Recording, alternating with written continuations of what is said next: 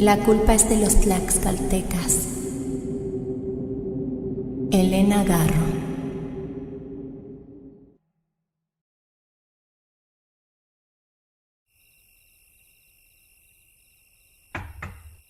Nacha oyó que llamaban en la puerta de la cocina y se quedó quieta. Cuando volvieron a insistir, abrió con sigilo y miró la noche. La señora Laura apareció con un dedo en los labios en señal de silencio. Todavía llevaba el traje blanco quemado y sucio de tierra y sangre. ¡Señora!, suspiró Nacha. La señora entró de puntillas y miró con ojos interrogantes a la cocinera. Luego, confiada, se sentó junto a la estufa y miró su cocina como si no la hubiera visto nunca. Nachita, dame un cafecito. Tengo frío. Señora, el señor la va a matar. Nosotros ya la dábamos por muerta. ¿Por muerta? Laura miró con asombro los mosaicos blancos de la cocina. Subió las piernas sobre la silla, se abrazó las rodillas y se quedó pensativa. Nacha puso a hervir el agua para hacer el café y miró de reojo a su patrona. No se le ocurrió ni una palabra más. La señora recargó la cabeza sobre las rodillas. Parecía muy triste. ¿Sabes, Nacha? La culpa es de los tlaxcaltecas. Nacha no contestó. Prefirió mirar el agua que no hervía. Afuera la noche desdibujaba a las rosas del jardín y ensombrecía a las higueras. Muy atrás de las ramas brillaban las ventanas iluminadas de las casas vecinas. La cocina estaba separada del mundo por un muro invisible de tristeza, por un compás de espera. ¿No estás de acuerdo, Nacha? Sí, señora. Yo soy como ellos. Traidora, dijo Laura con melancolía. La cocinera se cruzó de brazos en espera de que el agua soltara los hervores. ¿Y tú, Nachita, eres traidora? La miró con esperanzas. Si Nacha compartía su calidad traidora, la entendería, y Laura necesitaba que alguien la entendiera esa noche. Nacha reflexionó unos instantes, se volvió a mirar el agua que empezaba a hervir con estrépito. La sirvió sobre el café y el aroma caliente la hizo sentirse a gusto cerca de su patrona. Sí, yo también soy traicionera, señora Laurita. Contenta, sirvió el café en una tacita blanca. Le puso 2 cuadritos de azúcar y lo colocó en la mesa frente a la señora. Esta, ensimismada, dio unos sorbitos. ¿Sabes, Nachita? Ahora sé por qué tuvimos tantos accidentes en el famoso viaje a Guanajuato. En 1000 cumbres se nos acabó la gasolina. Margarita se asustó porque ya estaba anocheciendo. Un camionero nos regaló una poquita para llegar a Morelia. En Cuitzeo, al cruzar el Puente Blanco, el coche se paró de repente. Margarita se disgustó conmigo.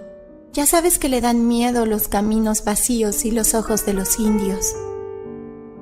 Cuando pasó un coche lleno de turistas, ella se fue al pueblo a buscar un mecánico y yo me quedé en la mitad del Puente Blanco, que atraviesa el lago seco con fondo de lajas blancas.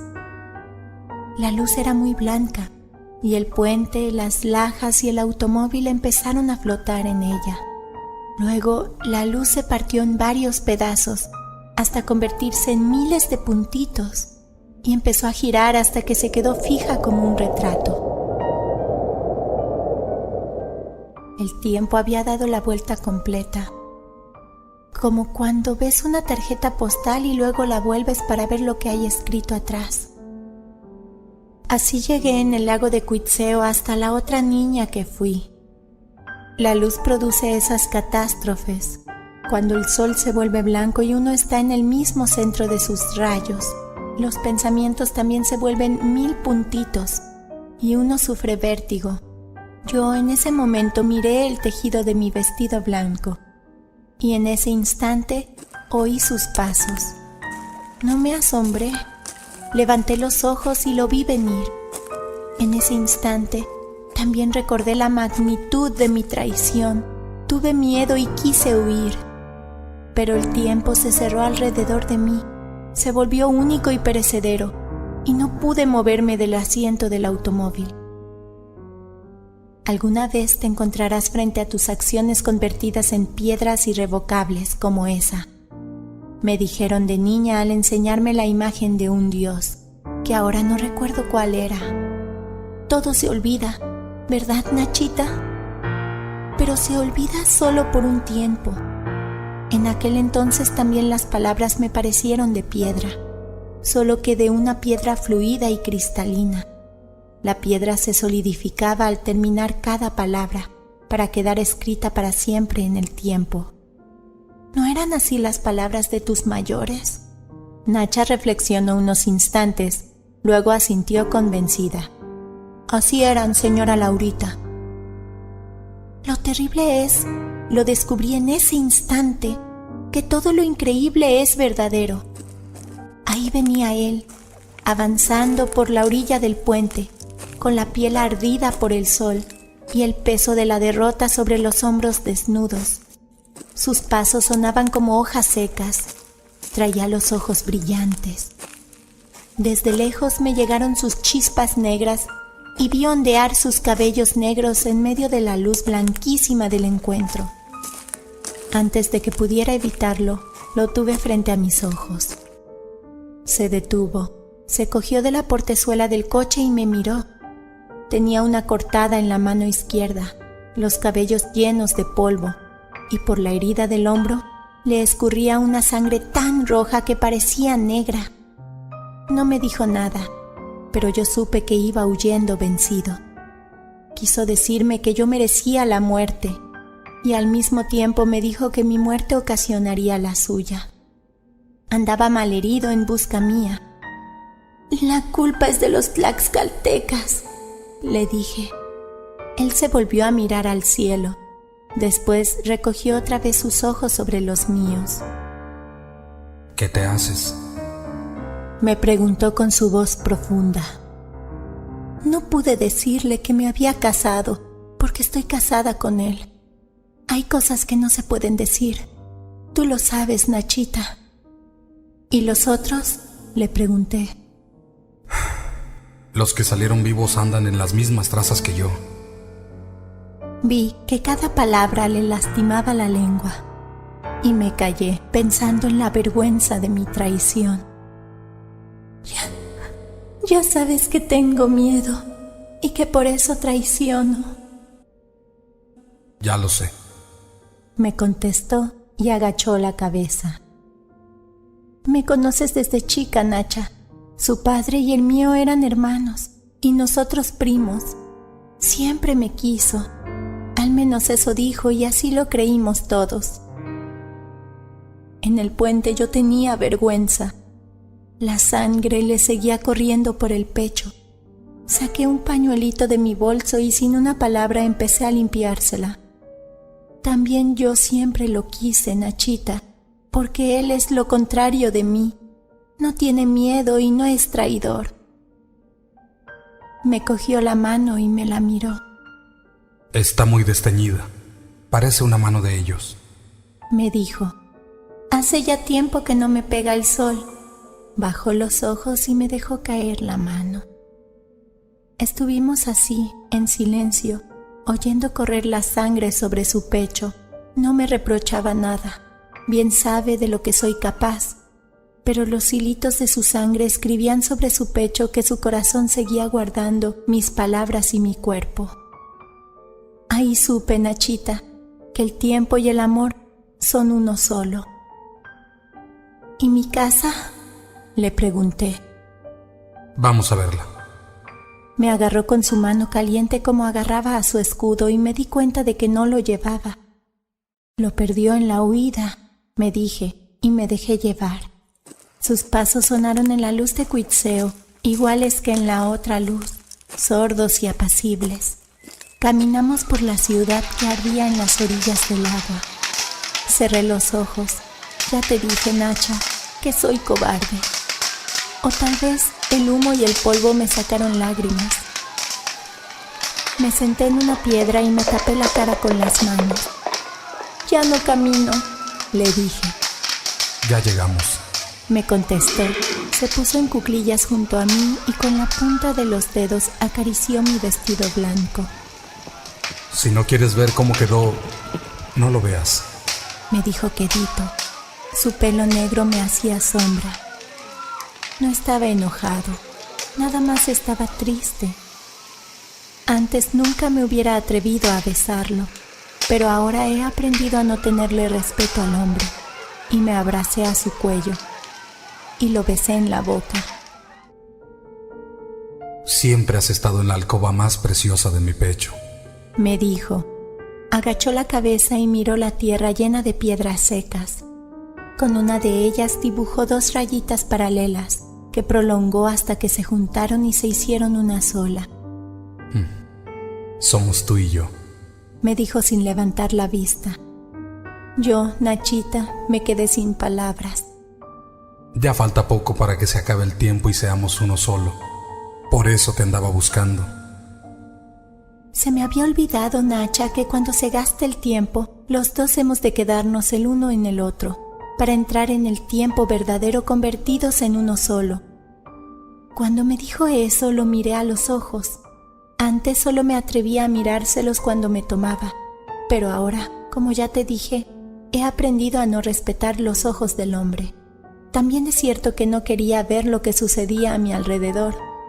Soy muy cobarde.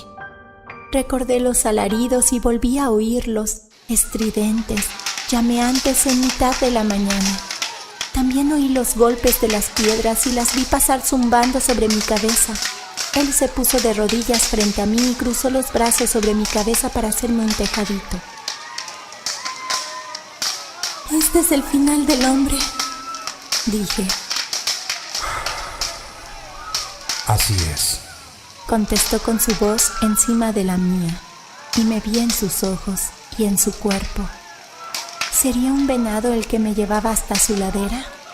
¿O una estrella que me lanzaba a escribir señales en el cielo?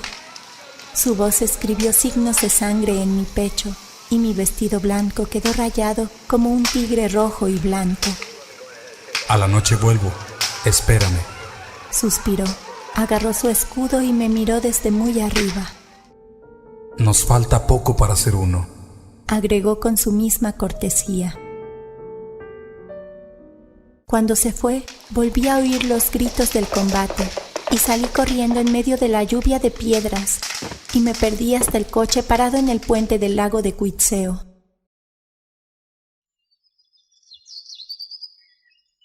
«¿Qué pasa? ¿Estás herida?», me gritó Margarita cuando llegó asustada. Tocaba la sangre de mi vestido blanco y señalaba la sangre que tenía en los labios y la tierra que se había metido en mis cabellos. El mecánico de Cuitzeo me miraba con sus ojos muertos.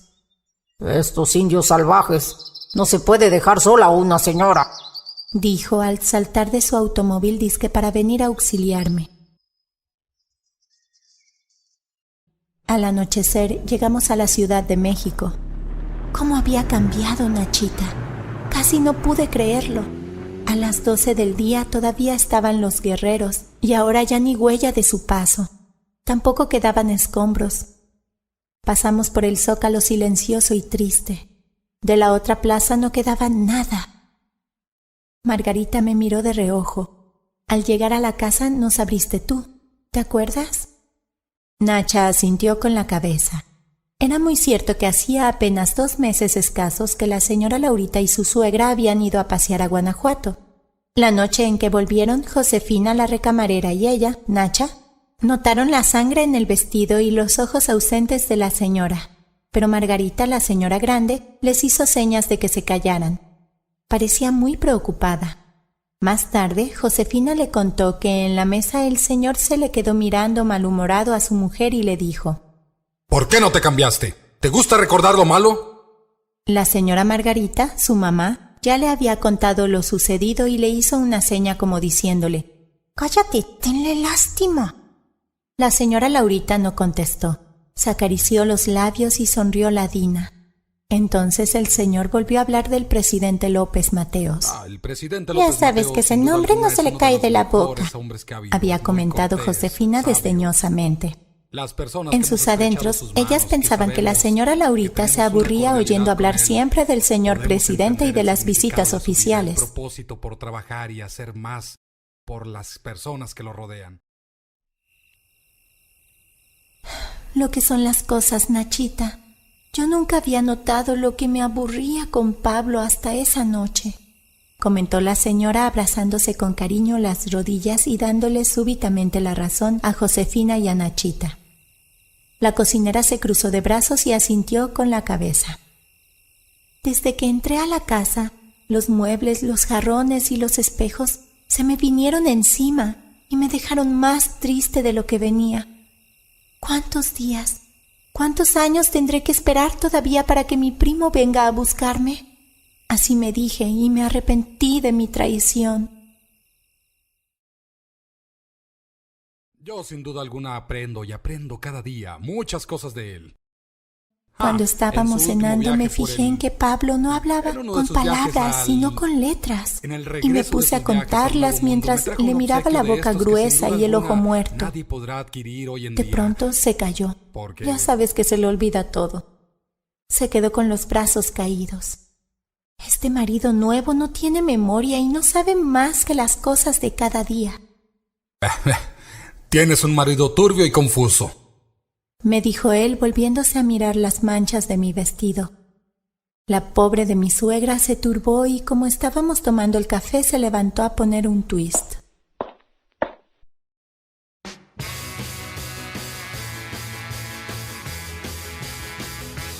Para que se animen, nos dijo disque sonriendo, porque veía venir el pleito. Nosotros nos quedamos callados. La casa se llenó de ruidos. Yo miré a Pablo. Se parece a... Y no me atreví a decir su nombre, por miedo a que me leyeran el pensamiento. Es verdad que se le parece, Nacha. A los dos les gusta el agua y las casas frescas. Los dos miran al cielo por las tardes y tienen el pelo negro y los dientes blancos. Pero Pablo habla a saltitos, se enfurece por nada y pregunta a cada instante: ¿en qué piensas? Mi primo marido no hace ni dice nada de eso. Muy cierto que el señor es fregón, dijo Nacha con disgusto. Laura suspiró y miró a su cocinera con alivio. Menos mal que la tenía de confidente.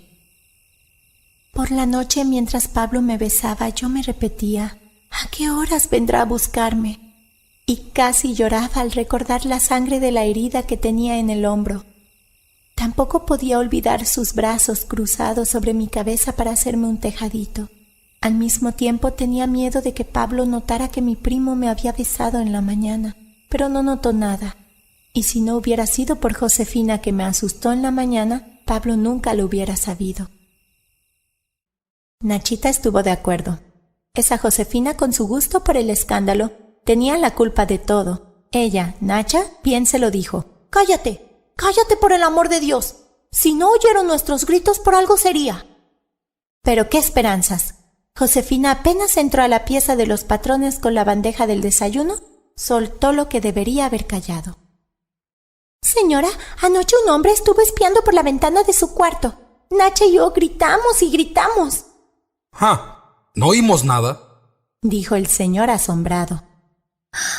¡Es él!, gritó la tonta de la señora. ¿Quién es él?, preguntó el señor mirando a la señora como si la fuera a matar. Al menos eso dijo Josefina después.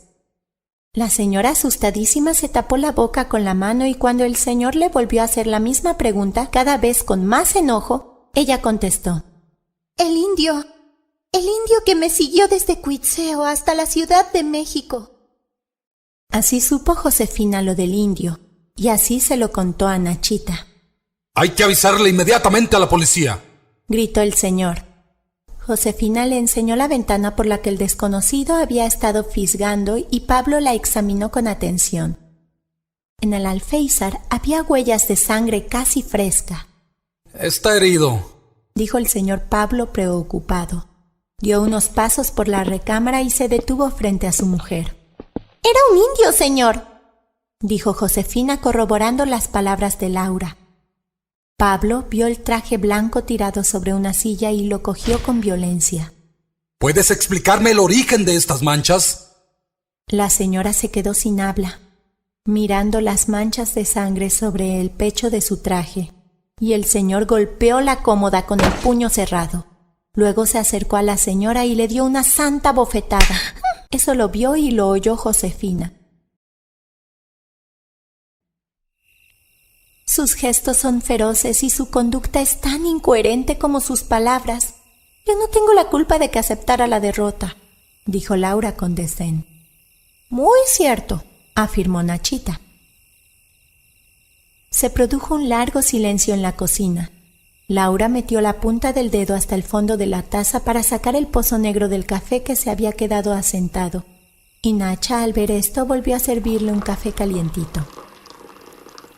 «Bébase su café, señora», dijo compadecida de la tristeza de su patrona. Después de todo, ¿de qué se quejaba el señor? A legua se veía que la señora Laurita no era para él. Yo me enamoré de Pablo en una carretera, durante un minuto en el cual me recordó a alguien conocido a quien yo no recordaba. Después, a veces recuperaba aquel instante en el que parecía que iba a convertirse en ese otro al cual se parecía. Pero no era verdad. Inmediatamente volvía a ser absurdo, sin memoria, y solo repetía los gestos de todos los hombres de la Ciudad de México. ¿Cómo quería que no me diera cuenta del engaño? Cuando se enoja, me prohíbe salir. A ti te consta. ¿Cuántas veces arma pleitos en los cines y en los restaurantes? Tú lo sabes, Nachita. En cambio, mi primo marido nunca, pero nunca se enoja con la mujer. Nacha sabía que era cierto lo que ahora le decía la señora. Por eso, aquella mañana en que Josefina entró a la cocina espantada y gritando: «¡Despierta la señora Margarita, que el señor está golpeando a la señora!», ella, Nacha, corrió al cuarto de la señora grande. La presencia de su madre calmó al señor Pablo. Margarita se quedó muy asombrada al oír lo del indio, porque ella no lo había visto en el lago de Cuitzeo. Solo había visto la sangre como la podíamos ver todos. «Tal vez en el lago tuviste una insolación, Laura, y te salió sangre por las narices.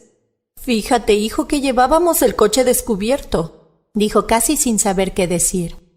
La señora Laura se tendió boca abajo en la cama y se encerró en sus pensamientos, mientras su marido y su suegra discutían. Pero entiende, ¿pero cómo quieres que me calme? Si yo estoy seguro, estoy completamente seguro de que se está viendo con ese... ¿Sabes, Nachita, lo que yo estaba pensando esa mañana? ¿Y si me vio anoche cuando Pablo me besaba? Y tenía ganas de llorar. En ese momento me acordé de que cuando un hombre y una mujer se aman y no tienen hijos, están condenados a convertirse en uno solo. Así me lo decía mi otro padre, cuando yo le llevaba el agua y él miraba la puerta detrás de la que dormíamos mi primo marido y yo. Todo lo que mi otro padre me había dicho ahora se estaba haciendo verdad. Desde la almohada oí las palabras de Pablo y de Margarita y no eran sino tonterías. «Lo voy a ir a buscar», me dije. «¿Pero a dónde?». Más tarde, cuando tú volviste a mi cuarto a preguntarme qué hacíamos de comida, me vino un pensamiento a la cabeza. Al café de Tacuba. Y ni siquiera conocí ese café, Nachita. Solo lo había oído mentar. Nacha recordó a la señora como si la viera ahora, poniéndose su vestido blanco manchado de sangre, el mismo que traía en ese momento en la cocina. «Por Dios, Laura, no te pongas ese vestido», le dijo su suegra. Pero ella no hizo caso. Para esconder las manchas se puso un suéter blanco encima, se lo abotonó hasta el cuello y se fue a la calle sin decir adiós. Después vino lo peor. No, lo peor no. Lo peor iba a venir ahora en la cocina si la señora Margarita se llegaba a despertar. En el café de Tacuba no había nadie. Es muy triste ese lugar, Nachita. Se me acercó un camarero. ¿Qué le sirvo? Yo no quería nada, pero tuve que pedir algo. Una cocada. Mi primo y yo comíamos cocos de chiquitos. En el café, un reloj marcaba el tiempo. En todas las ciudades hay relojes que marcan el tiempo. Se debe estar gastando a pasitos.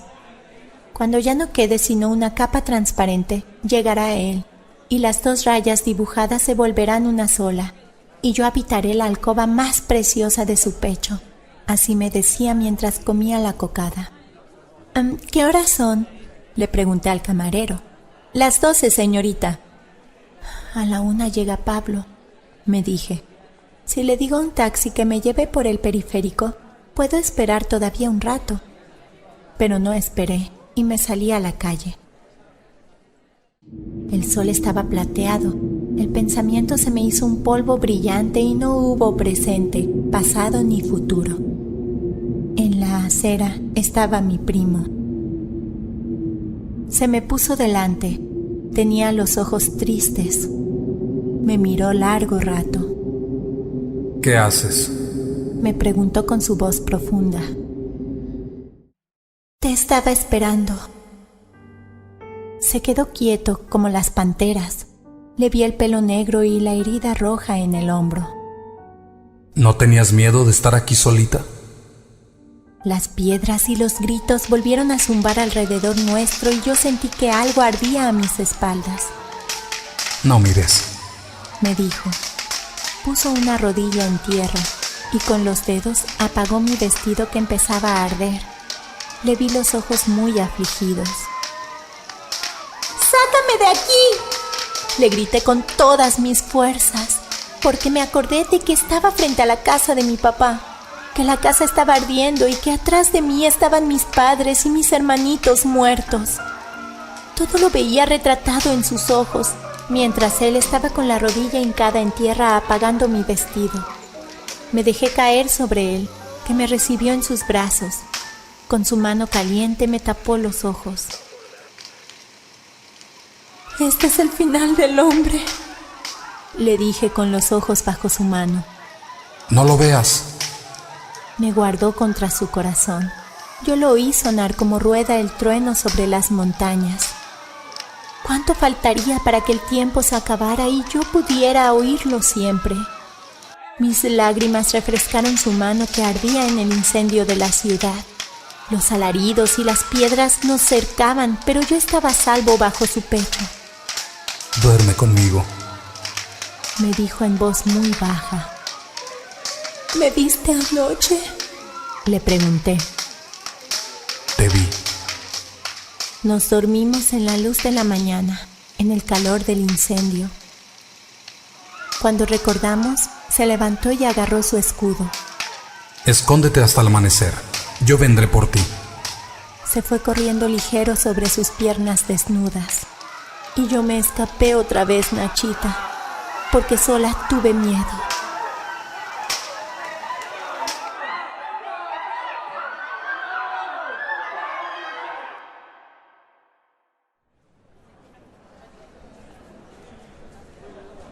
Señorita, ¿se siente mal? Una voz igual a la de Pablo se me acercó a media calle. ¡Insolente! ¡Déjeme tranquila! Tomé un taxi que me trajo a la casa por el periférico y llegué. Nacha recordó su llegada. Ella misma le había abierto la puerta, y ella fue la que le dio la noticia. Josefina bajó después, desbarrancándose por las escaleras. «Señora, el señor y la señora Margarita están en la policía». Laura se le quedó mirando asombrada, muda. «¿Dónde anduvo, señora?» «Fui al café de Tacuba». «¿Pero eso fue hace 2 días?» Josefina traía el últimas noticias. Leyó en voz alta. «La señora Altama continúa desaparecida. Se cree que el siniestro individuo de aspecto indígena que la siguió desde Cuitzeo será un sádico. La policía investiga los estados de Michoacán y Guanajuato». La señora Laurita arrebató el periódico de las manos de Josefina y lo desgarró con ira. Luego se fue a su cuarto. Nacha y Josefina la siguieron. Era mejor no dejarla sola. La vieron echarse en su cama y soñar con los ojos muy abiertos. Las dos tuvieron el mismo pensamiento, y así se lo dijeron después en la cocina. Para mí la señora Laurita anda enamorada. Cuando el señor llegó, ellas estaban todavía en el cuarto de su patrona. ¡Laura! Gritó, se precipitó a la cama y tomó a su mujer en sus brazos. ¡Alma de mi alma! Sollozó el señor. La señora Laurita pareció enternecida unos segundos. «¡Señor!», gritó Josefina. «El vestido de la señora está bien chamuscado». Nacha la miró desaprobándola. El señor revisó el vestido y las piernas de la señora. Es verdad. También las suelas de sus zapatos están ardidas. Mi amor, ¿qué pasó? ¿Dónde estuviste? En el café de Tacuba, contestó la señora muy tranquila. La señora Margarita se torció las manos y se acercó a su nuera. Ya sabemos que anteayer estuviste ahí y comiste una cocada. ¿Y luego? Luego tomé un taxi y me vine para acá por el periférico. Nacha bajó los ojos. Josefina abrió la boca como para decir algo y la señora Margarita se mordió los labios. Pablo, en cambio, agarró a su mujer por los hombros y la sacudió con fuerza. ¡Déjate de hacer la idiota! ¿En dónde estuviste 2 días? ¿Por qué traes el vestido quemado? ¿Quemado? Si él lo apagó, dejó escapar la señora Laura. ¿Él? ¿El indio asqueroso? Pablo la volvió a zarandear con ira. Me lo encontré a la salida del café de Tacuba, sollozó la señora muerta de miedo. ¡Nunca pensé que fueras tan baja!, dijo el señor y la aventó sobre la cama. «Dinos quién es», preguntó la suegra suavizando la voz. «¿Verdad, Nachita, que no podía decirles que era mi marido?», preguntó Laura pidiendo la aprobación de la cocinera. Nacha aplaudió la discreción de su patrona y recordó que aquel mediodía ella, apenada por la situación de su ama, había opinado: «Tal vez el indio de Cuitzeo es un brujo». Pero la señora Margarita se había vuelto a ella con ojos fulgurantes para contestarle casi a gritos: «¿Un brujo? Dirás un asesino». Después, en muchos días, no dejaron salir a la señora Laurita. El señor ordenó que se vigilaran las puertas y ventanas de la casa. Ellas, las sirvientas, entraban continuamente al cuarto de la señora para echarle un vistazo. Nacha se negó siempre a exteriorizar su opinión sobre el caso o a decir las anomalías que sorprendía. Pero, ¿quién podía callar a Josefina? «Señor, al amanecer el indio estaba otra vez junto a la ventana», anunció al llevar la bandeja con el desayuno. El señor se precipitó a la ventana y encontró otra vez la huella de sangre fresca. La señora se puso a llorar. «Pobrecito, pobrecito», dijo entre sollozos. Fue esa tarde cuando el señor llegó con un médico. Después el doctor volvió todos los atardeceres. Me preguntaba por mi infancia, por mi padre y por mi madre. Pero yo, Nachita, no sabía de cuál infancia, ni de cuál padre, ni de cuál madre quería saber. Por eso le platicaba de la conquista de México. ¿Tú me entiendes, verdad?, preguntó Laura con los ojos puestos sobre las cacerolas amarillas. Sí, señora. Y Nachita, nerviosa, escrutó el jardín a través de los vidrios de la ventana. La noche apenas si dejaba ver entre sus sombras. Recordó la cara desganada del señor frente a su cena y la mirada acongojada de su madre. Mamá, Laura le pidió al doctor la historia de Bernal Díaz del Castillo. La señora Margarita había dejado caer el tenedor. Pobre hijo mío, tu mujer está loca. No habla sino de la caída de la gran Tenochtitlán, agregó el señor Pablo con aire sombrío. 2 días después, el médico, la señora Margarita y el señor Pablo decidieron que la depresión de Laura aumentaba con el encierro. Debía tomar contacto con el mundo y enfrentarse con sus responsabilidades. Desde ese día, el señor mandaba el automóvil para que su mujer saliera a dar paseítos por el bosque de Chapultepec. La señora salía acompañada de su suegra y el chofer tenía órdenes de vigilarlas estrechamente. Solo que el aire de los eucaliptos no la mejoraba, pues apenas volvía a su casa, la señora Laurita se encerraba en su cuarto para leer La conquista de México de Bernal Díaz. Una mañana, la señora Margarita regresó del bosque de Chapultepec, sola y desamparada. ¡Oh, se escapó la loca!, gritó con voz estentórea al entrar a la casa. Fíjate, Nacha, me senté en la misma banquita de siempre y me dije, no me lo perdona. Un hombre puede perdonar 1, 2, 3, 4 traiciones, pero la traición permanente, no. Este pensamiento me dejó muy triste. Hacía calor y Margarita se compró un helado de vainilla. Yo no quise. Entonces ella se metió al automóvil a comerlo. Me fijé que estaba tan aburrida de mí como yo de ella. A mí no me gusta que me vigilen y traté de ver otras cosas para no verla comiendo su barquillo y mirándome. Vi el heno gris que colgaba de los ahuehuetes. Y no sé por qué, la mañana se volvió tan triste como esos árboles. Ellos y yo hemos visto las mismas catástrofes, me dije. Por la calzada vacía se paseaban las horas solas. Como las horas estaba yo, sola en una calzada vacía. Mi marido había contemplado por la ventana mi traición permanente y me había abandonado en esa calzada hecha de cosas que no existían. Recordé el olor de las hojas de maíz y el rumor sosegado de sus pasos. Así caminaba con el ritmo de las hojas secas cuando el viento de febrero las llevaba sobre las piedras. Antes no necesitaba volver la cabeza para saber que él estaba ahí mirándome las espaldas. Andaba en esos tristes pensamientos cuando oí correr al sol y las hojas secas empezaron a cambiar de sitio. Su respiración se acercó a mis espaldas, luego se puso frente a mí. Vi sus pies desnudos delante de los míos. Tenía un arañazo en la rodilla. Levanté los ojos y me hallé bajo los suyos. Nos quedamos mucho rato sin palabras. Por respeto, yo esperaba sus palabras. ¿Qué te haces?, me dijo. Vi que no se movía y que parecía más triste que antes. Te estaba esperando, contesté. Ya va a llegar el último día. Me pareció que su voz salía del fondo de los tiempos. Del hombro le seguía brotando sangre.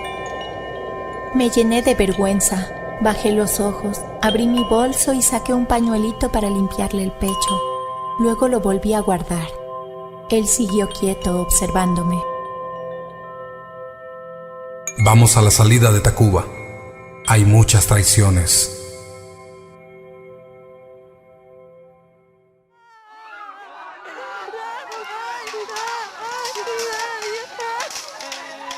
Me agarró de la mano y nos fuimos caminando entre la gente que gritaba y se quejaba. Había muchos muertos que flotaban en el agua de los canales. Había mujeres sentadas en la hierba mirándolos flotar. De todas partes surgía la pestilencia y los niños lloraban corriendo de un lado para otro, perdidos de sus padres. Yo miraba todo sin querer verlo. Las canoas despedazadas no llevaban a nadie, solo daban tristeza. El marido se sentó debajo de un árbol roto, puso una rodilla en tierra y miró alerta lo que sucedía a nuestro alrededor. Él no tenía miedo. Después me miró a mí. Ya sé que eres traidora y que me tienes buena voluntad. Lo bueno crece junto con lo malo. Los gritos de los niños apenas me dejaban oírlo. Venían de lejos, pero eran tan fuertes que rompían la luz del día. Parecía que era la última vez que iban a llorar. Son las criaturas, me dijo. Este es el final del hombre, repetí, porque no se me ocurría otro pensamiento. Él me puso las manos sobre los oídos y luego me guardó contra su pecho. Traidora te conocí, y así te quise. Naciste sin suerte, le dije. Me abracé a él. Mi primo marido cerró los ojos para no dejar correr las lágrimas. Nos acostamos sobre las ramas rotas del pirú. Hasta ahí nos llegaron los gritos de los guerreros, las piedras y los llantos de los niños. El tiempo se está acabando, suspiró mi marido. Por una grieta se escapaban las mujeres que no querían morir junto con la fecha. Las filas de hombres caían una después de la otra, en cadena, como si estuvieran cogidos de la mano y el mismo golpe los derribara a todos. Algunos daban un alarido tan fuerte que quedaba resonando mucho rato después de su muerte. Faltaba poco para que nos fuéramos para siempre en uno solo, cuando mi primo se levantó, me juntó ramas y me hizo una cuevita. Aquí me esperas. Me miró y se fue a combatir con la esperanza de evitar la derrota. Yo me quedé acurrucada. No quise ver a las gentes que huían, para no tener la tentación, ni tampoco quise ver a los muertos que flotaban en el agua para no llorar. Me puse a contar los frutitos que colgaban de las ramas cortadas. Estaban secos, y cuando los tocaba con los dedos, la cáscara roja se les caía. No sé por qué me parecieron de mal agüero, y preferí mirar el cielo, que empezó a oscurecerse.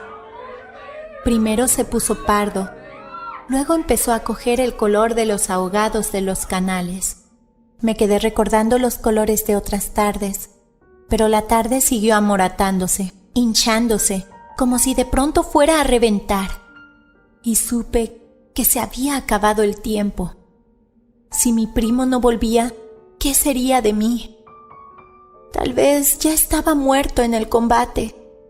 No me importó su suerte y me salí de ahí a toda carrera, perseguida por el miedo. Cuando llegue y me busque...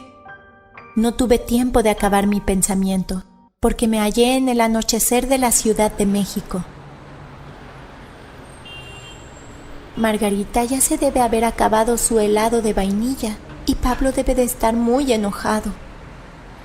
Un taxi me trajo por el periférico. ¿Y sabes, Nachita? Los periféricos eran los canales infestados de cadáveres. Por eso llegué tan triste.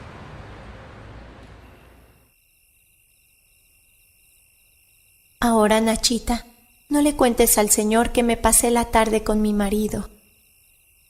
Nachita se acomodó los brazos sobre la falda lila. El señor Pablo hace ya 10 días que se fue a Acapulco. Se quedó muy flaco con las semanas que duró la investigación, explicó Nachita satisfecha. Laura la miró sin sorpresa y suspiró con alivio. La que está arriba es la señora Margarita, agregó Nacha volviendo los ojos hacia el techo de la cocina.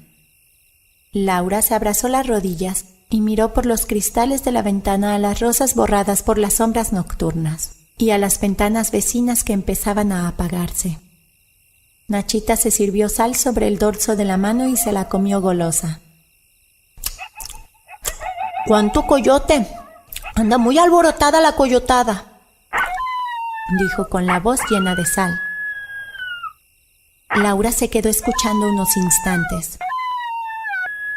Malditos animales. Los hubieras visto hoy en la tarde, dijo. Con tal de que no estorben el paso del señor o le equivoquen el camino, comentó Nacha con miedo. Si nunca los temió, ¿por qué había de temerlos esta noche?, preguntó Laura molesta. Nacha se aproximó a su patrona para estrechar la intimidad súbita que se había establecido entre ellas. Son más canijos que los tlaxcaltecas, le dijo en voz muy baja. Las dos mujeres se quedaron quietas, Nacha devorando poco a poco otro puñito de sal, Laura escuchando preocupada los aullidos de los coyotes que llenaban la noche. Fue Nacha la que lo vio llegar y le abrió la ventana.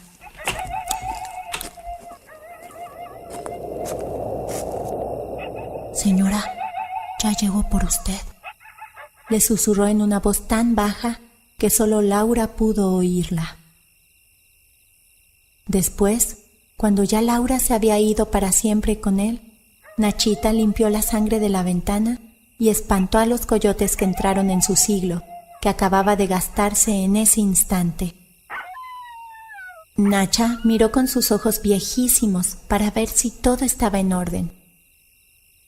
Lavó la taza de café, tiró al bote de la basura las colillas manchadas de rojo de labios, guardó la cafetera en la alacena y apagó la luz.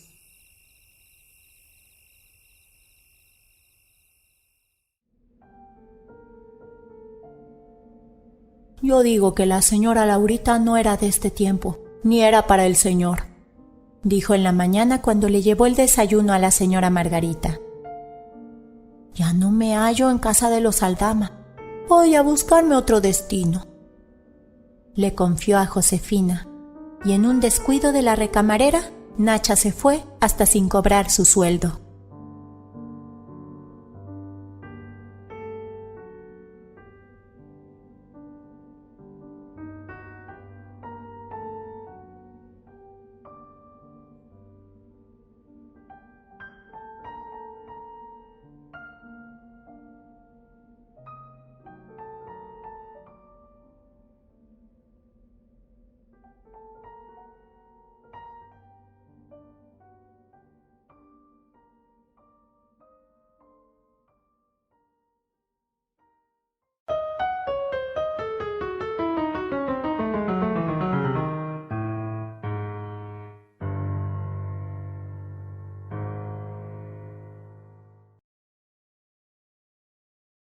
Elena Garro es una de mis escritoras favoritas.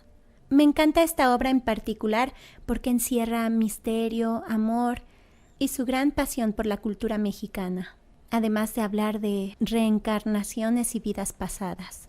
No he podido subir tantos videos como yo quisiera porque actualmente me encuentro trabajando. La buena noticia es que mi nuevo empleo es en una biblioteca, así que tendré mucho más material de dónde sacar tantas otras historias para este canal. Muchas gracias por continuar siguiendo al Conejo Blanco. Juntos ya somos más de 100 suscriptores. Muchas gracias a todos ustedes. Gracias, muchas gracias por escuchar. Sigue al Conejo Blanco.